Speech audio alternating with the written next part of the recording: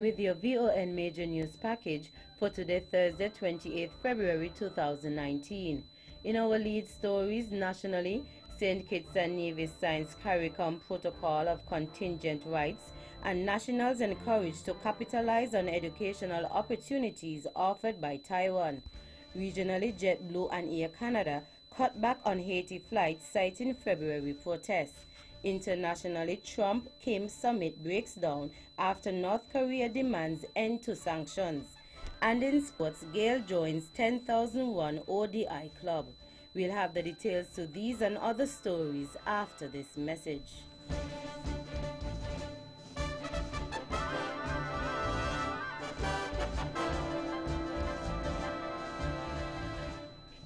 Another look. Different from how you've seen it before. Another look. Takes an in-depth look into business, politics, science, technology, religion, and more. Another look. Featuring documentaries from the BBC, regional features, and local ones too. Another look. Every Monday at 3 p.m. on the Eastern Caribbean's powerhouse, Vaughan.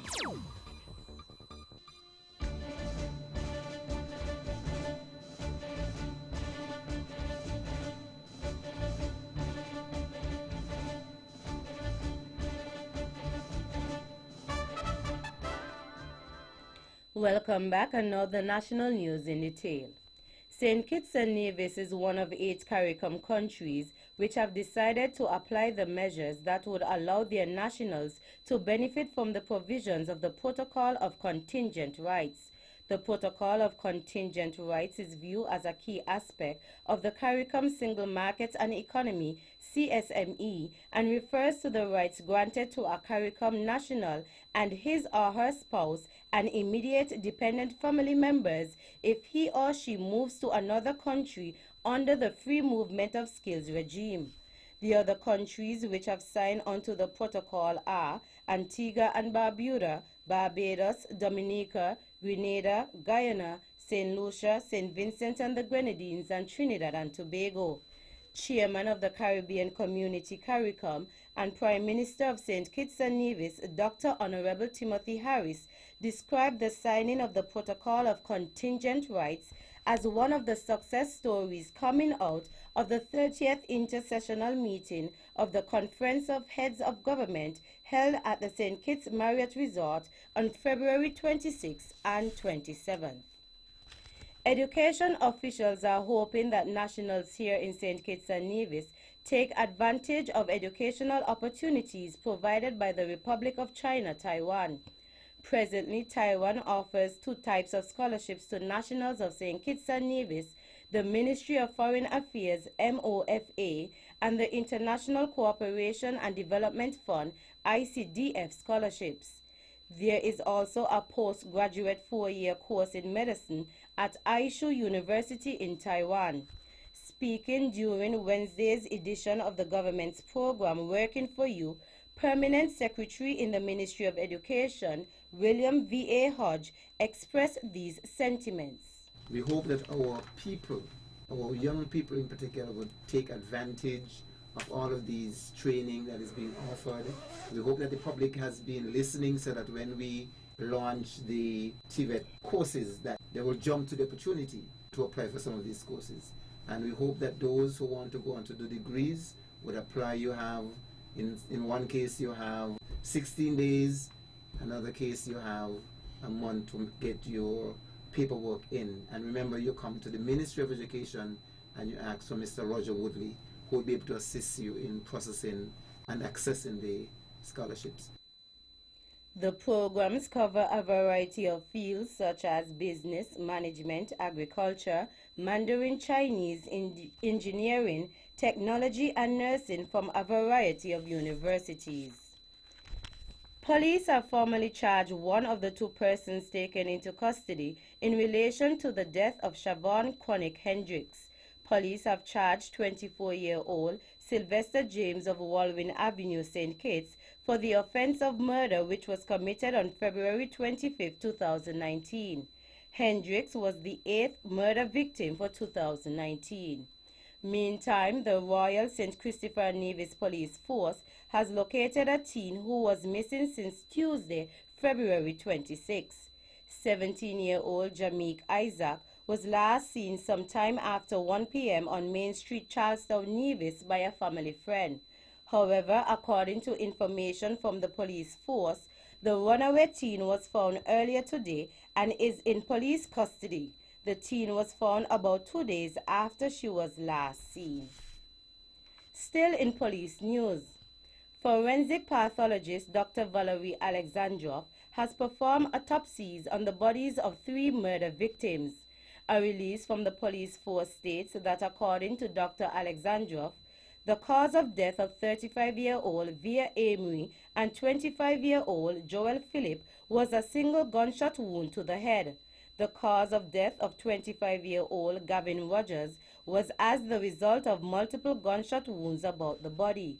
On Wednesday, February 13th, sometime after 7 p.m., Via Amory, alias Money or Stiff Jacket of Ponce Pasture, was shot by a lone gunman in Sandy Point while playing dominoes. Unfortunately, he died at the scene. About 7 hours after, on Thursday, February 14th at 2 a.m., Joel Phillip, also known as Buyaka of St. Johnson Village, was shot in his home by unknown gunmen. Then 11 hours after, at 1 p.m. the same day, Gavin Rogers was shot in his home in Old Road by a lone gunman. Both were pronounced dead at the scene. The murder toll for St. Kitts and Nevis currently stands at 8 so far for 2019. In more national news, the first reading is to make this bill, shortly entitled the Nevis International Exempt Trust Ordinance 2019, available to the public and to the opposition for comment. The bill seeks to repeal and replace in its entirety the Nevis International Exempt Trust Ordinance, Chapter 7.03, and to introduce several substantive amendments making provision for law relating to international trusts, qualified foreign trusts, and for matters incidental thereto or connected therewith. Premier of Nevis and Minister of Finance, the Honorable Mark Brantley. During the Nevis Islands Assembly's first sitting for 2019 on February 28th, Premier Brantley was at the time explaining the purpose of the bill Nevis International Exempt Trust Ordinance 2019. He also made an appeal to those involved in the financial services sector to make comments on the bill, which will replace the Nevis International Exempt Trust Ordinance Chapter 7.03. The government, in exercising its prerogative in laying the bill for the first reading, is seeking to allow and facilitate the widest possible public comment within the parliamentary legislative process. It's an example of good governance at work, Mr. President, something we promised. And the period between the first and the second reading, we hope to come back on a future occasion, will allow those interested, particularly those in the financial services industry, to review, consider the bill, consider the implications, and make their comments. Premier of Nevis and Minister of Finance, the Honorable Mark Brantley. Finally, Premier of Nevis, the Honorable Mark Brantley, will host his second monthly press conference for 2019 on Friday, March 1st at 10 a.m. It will be held at the Cabinet Room in the Premier's Ministry on the second floor of the Social Security Building at Penny's Estate. During the conference, the Honorable Premier will seek to update the general public on matters of national interest. Members of the media will be afforded the opportunity to ask questions for the listening and viewing public. The proceedings will be carried live here on Von Radio. That's the national news segment. You can visit our website at www.vonradio.com or check us out on Facebook at Von Radio and our Von Radio YouTube channel. News from across the region is next.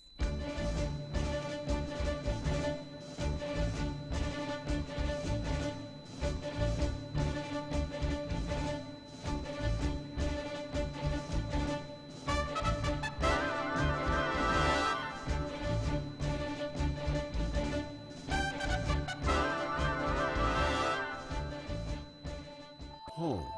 It means something different to everyone. It's a place you love, a place as unique as you are, a place where you can be yourselves, a place for life's big surprises, and not to mention the small ones. Moments to cherish and moments that last a lifetime.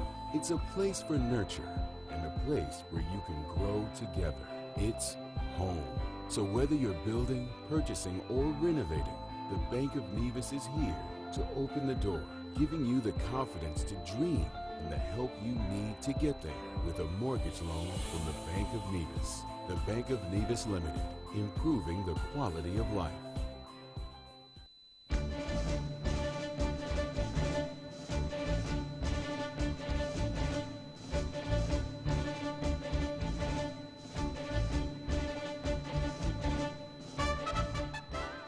Welcome back, and now the regional news in detail. Haiti's once growing tourism sector just got hit with another setback. JetBlue and Air Canada are limiting daily flights to the country, which on Wednesday announced that it is cancelling this year's carnival scheduled to kick off this weekend. JetBlue, which operates daily round-trip flights from Port-au-Prince to Boston, New York City, Orlando, and Fort Lauderdale, will reduce service starting in April. Air Canada, which operates round-trip flights from Port-au-Prince to Montreal, is suspending service now through April 29th. Air Canada cited ongoing civil unrest in Haiti as the reason for the change. JetBlue was less specific, citing reports from Haiti. The airline's decision to limit service to Haiti comes after the travel site Expedia and its subsidiaries Travelocity, Orbitz, Hotwire, and Cheap Tickets blocked travelers from booking flights to the island. As a result of the warnings and the unrest, hoteliers have seen a significant drop in room occupancy, with some hotels being almost empty. In Cuba, Cuba's Minister of Foreign Affairs, Bruno Rodriguez, described as slander the recent statements of Mike Pompeo, U.S. Secretary of State, who on Tuesday referred to the constitutional referendum that took place on Sunday on the island and concluded with the victory of the yes. The Cuban people, free and sovereign, ratified the Constitution with 87% of the votes.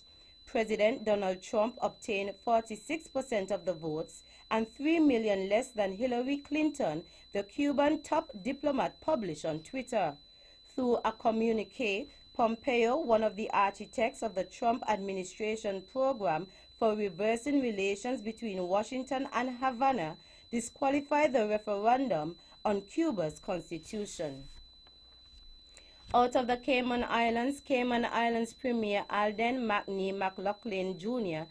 says he will lead the move towards independence from this British overseas territory, but if the British government accepts a report by the House of Commons Foreign Affairs Committee that recommends new measures with London's relationship with the Bots. In its 44-page report titled Global Britain and British Overseas Territories, Resetting the Relationship, the committee recommended an overhaul of voting rights, setting a date for same-sex marriages, and implementing public beneficial ownership registers by 2020. But McLaughlin said he found the report shameful because it seeks to impose a new era of new neo-colonialism on the Bots that include Montserrat, British Virgin Islands, Anguilla, Bermuda, and the Turks and Caicos Islands. Finally, in Trinidad, brothers Adiel Cyrus and Darrell Clark, who were rescued from an oil recovery pit near their Point 14 home last Wednesday, are being treated for skin irritation. The boys, ages 12 and 14, would also receive counseling. Mother Frederica Hodge says Cyrus, who almost drowned in the thick black crude, has red spots about his body. Miss Hodges said her sons visited the San Fernando General Hospital on Wednesday, where they were expected to visit a dermatologist, but that appointment was rescheduled to March 11th at the Point 14 Health Center. Hodges said her boys have not yet returned to school. She met with school officials to discuss the matter on Monday. The family is now seeking legal advice. That's it for our regional stories. Stay with us for news around the world.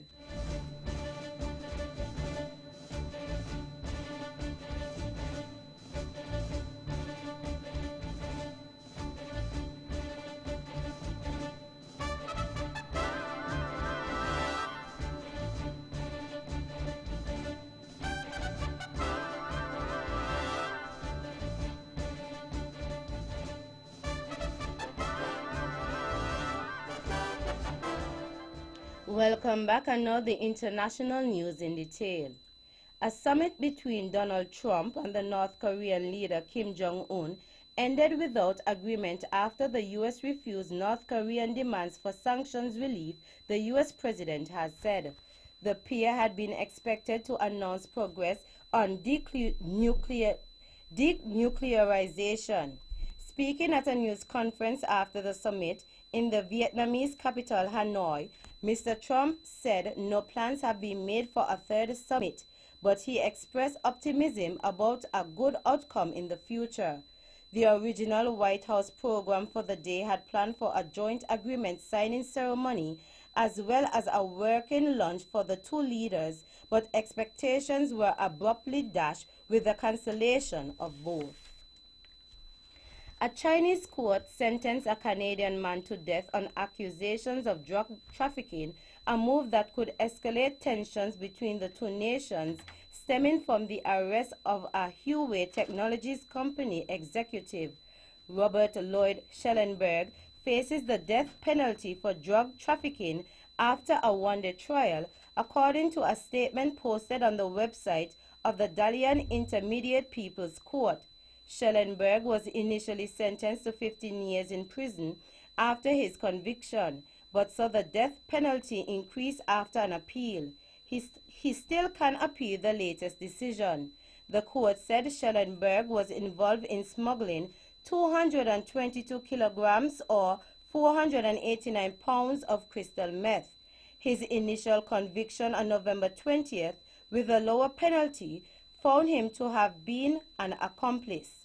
The death sentence comes as two other high-profile Canadian cases in China remain in limbo.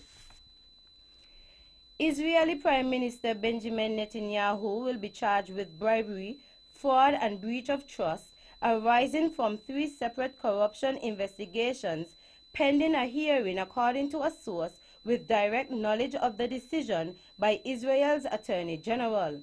Attorney General Mandela Biltz's intention to indict the Prime Minister so close to April's general election marks a dramatic moment in Israeli politics and is a major blow to Netanyahu as he seeks a 5th term in office. Netanyahu is entitled to a hearing on the impending indictment before charges are formally laid, but that is not expected to take place until long after the election. Under Israeli law, Netanyahu is not required to step down if he is indicted. He is only required to step down if he is convicted, and that conviction is upheld through the appeals process, which could take years. Finally, Israeli soldiers may have committed war crimes while responding to Palestinian protests on the Gaza border last year, UN human rights experts have said. A commission of inquiry investigated the killing of 189 Palestinians between 30th March and 31st December 2018. If found reasonable grounds to believe that Israeli snipers shot at children, medics, and journalists, even though they were clearly recognizable as such. Israel's acting foreign minister said it rejected the findings outright. The campaign has been organized by the militant Hamas movement, which dominates Gaza and is designated a terrorist group by Israel and other nations. That brings us to the end of our news segments. The latest in sports is next.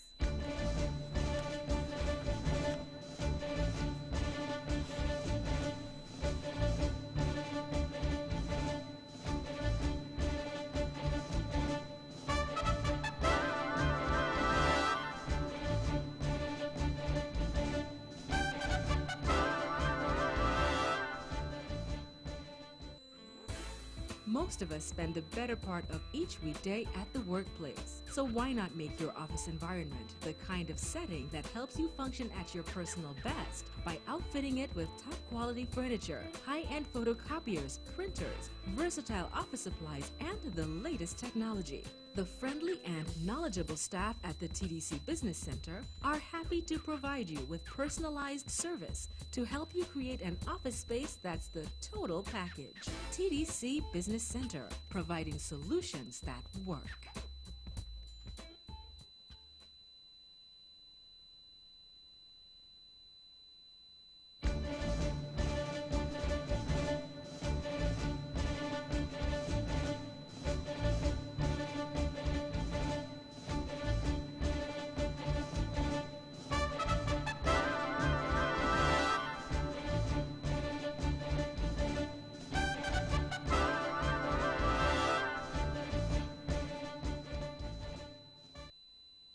Welcome back, and now the sports in detail. West Indies star Chris Gayle reached the 10,001 milestone in ODI cricket on Wednesday against England.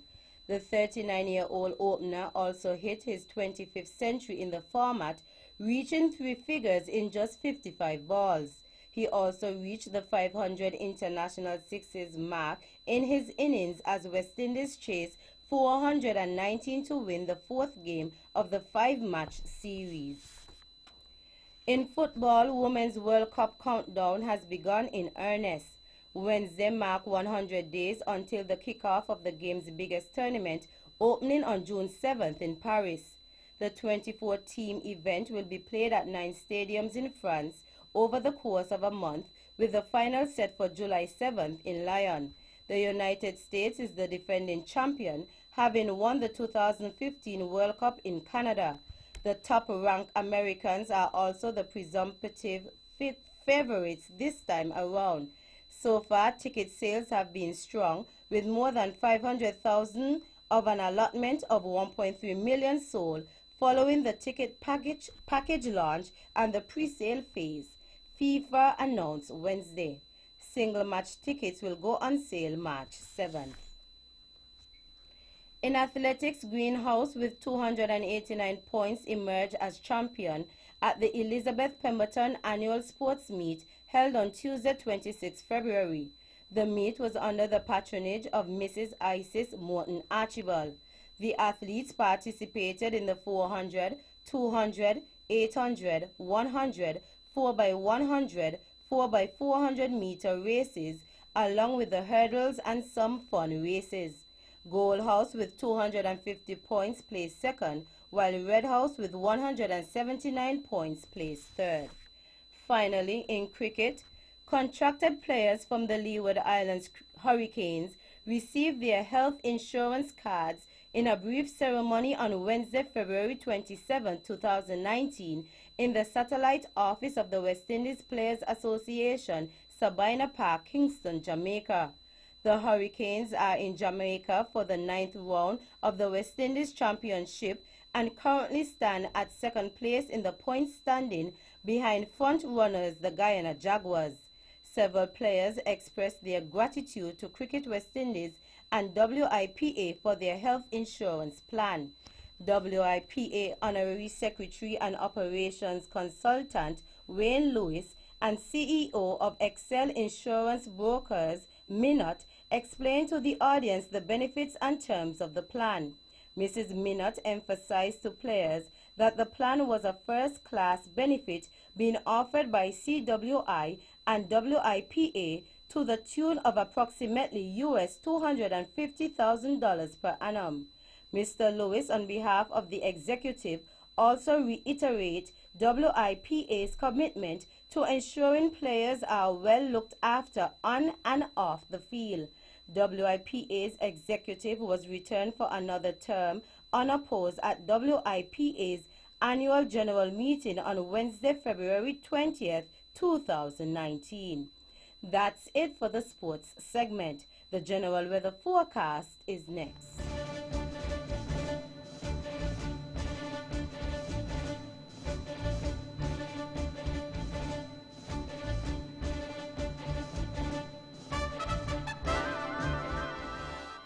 Welcome back, and now the local weather forecast for St. Kitts and Nevis. Weather tonight fair to partly cloudy with a 20% or a slight chance of light showers. Weather tomorrow partly sunny with a 20% or a slight chance of light showers. Winds east-southeast at 19 to 33 kilometers per hour or 10 to 80 knots. Seas 1 to 1.8 meters or 3 to 6 feet. Small craft operators should exercise caution along the eastern coastal areas. Sunrise tomorrow is at 6:30 a.m. And that's how we wrap up the major news package for today, Thursday, 28th February 2019. Before we go, let's take a look at the headlines once again. Nationally, St. Kitts and Nevis signs CARICOM Protocol of Contingent Rights, and nationals encouraged to capitalize on educational opportunities offered by Taiwan. Regionally, JetBlue and Air Canada cut back on Haiti flights citing February protests. Internationally, Trump-Kim summit breaks down after North Korea demands end to sanctions. And in sports, Gale joins 10,001 ODI club. On behalf of the rest of the news team, I am Tammy Reed, wishing you a pleasant evening.